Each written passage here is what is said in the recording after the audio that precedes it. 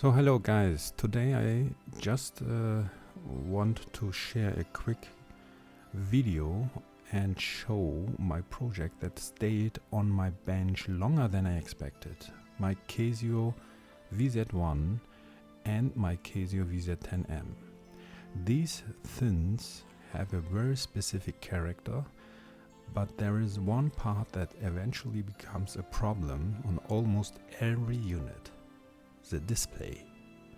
So I built a replacement, a complete OLED display driver made as a proper solution, not a temporary hack.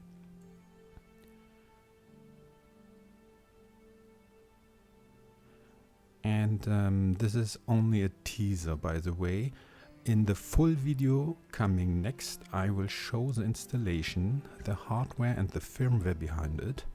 What is different between the VZ1 and the VZ10M, and the small details that decide whether it works smoothly or becomes a headache.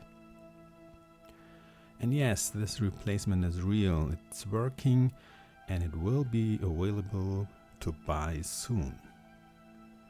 At the end I will play a few sounds from the VZ10M.